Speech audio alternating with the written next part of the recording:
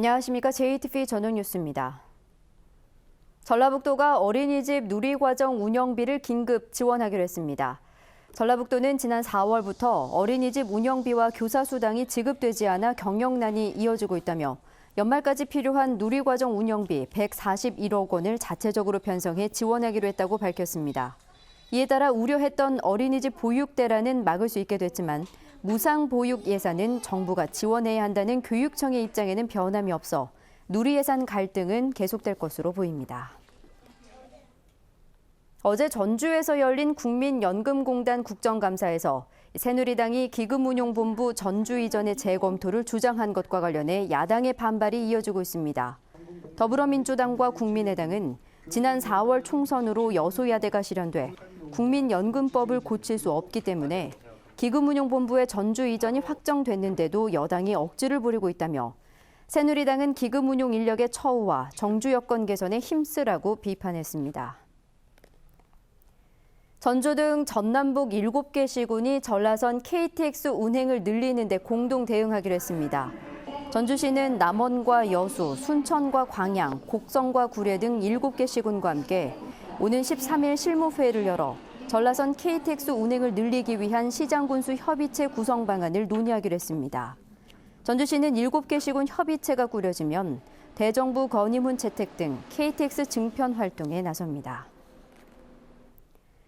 소나무 재선충병의 확산을 막기 위해 연말까지 87헥타르의 소나무를 베어냅니다. 전라북도는 올해 말까지 지난달 말 소나무 재선충병 발병이 확인된 익산에서 10헥타르의 소나무를 베어내는 등 군산과 임실, 순창, 익산 4개 시군에서 모두 87헥타르의 소나무를 베어내기로 했습니다. 이와 함께 임실 국립호국원과 군산 청암산 주변 등 보존 가치가 큰 산림에 예방 나무 주사를 놓기로 했습니다. 전북의 산업단지 가운데 어린이집을 갖춘 곳이 4곳에 불과합니다.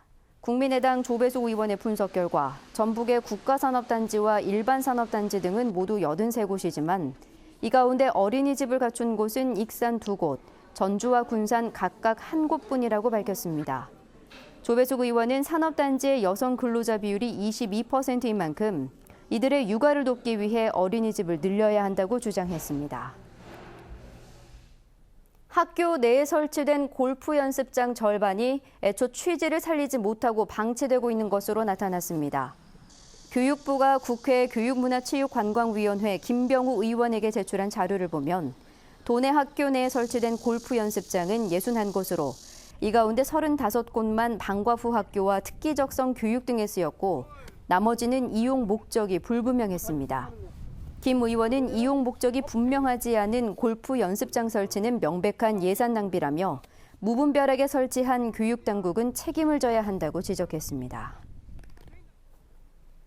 전주시가 만성동으로 옮겨간 뒤 남게 될 현 법원과 검찰청사의 활용 방안을 찾기 위해 본격적인 검토에 나섰습니다.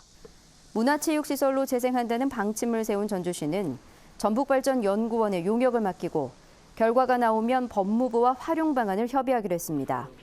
지난 6일 국정감사에서 전주지검장 등은 도민과 소통하는 공간이 되도록 노력하겠다고 말한 가운데 송하진 도지사는 호텔 등 활용 방안 모색을 지시한 것으로 알려졌습니다. 내년 대선을 앞두고 여야가 호남 민심을 붙잡기 위해 잇따라 호남특별위원회를 구성합니다. 더불어민주당은 호남 지지율 회복을 위해 호남특별위원회를 설치했다며 위원장은 추미애 당 대표가 맡고 김현미 예산결산위원장 등을 투입할 것이라고 밝혔습니다. 더민주는 다음 주쯤 특위 차원의 호남 방문을 추진할 것으로 알려졌습니다. 이와 함께 새누리당도 정운천 의원 등을 중심으로 호남 특위를 준비하고 있어 호남 민심을 붙잡기 위한 여야 경쟁이 달아오를 것으로 보입니다.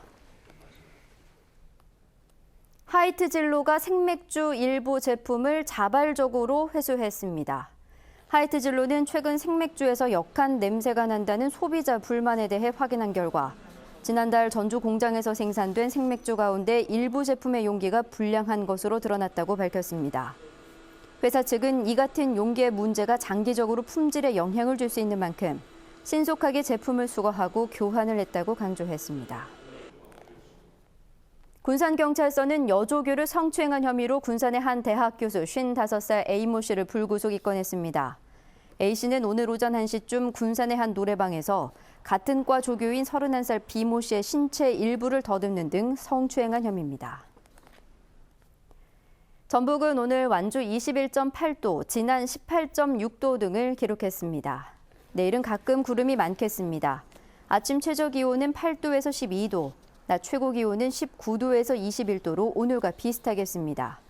바다의 물결은 0.5에서 2m로 일겠습니다. 목요일인 모레도 낮 기온이 22도까지 오를 것으로 보입니다. 전주기상지청은 당분간 대체로 맑다가 이번 주 일요일쯤 한 차례 비 소식이 있을 것으로 내다봤습니다. JTBC 8시 뉴스 예고입니다. 전남 영광의 한빛 원전 부지에 고준위 핵 폐기물의 임시 저장 시설이 설치될 가능성이 커졌습니다. 이 한빛 원전과 가까운 고창 군민들은 주민 동의 없이 고준위 방회장을 설치한다며 반발하고 있습니다.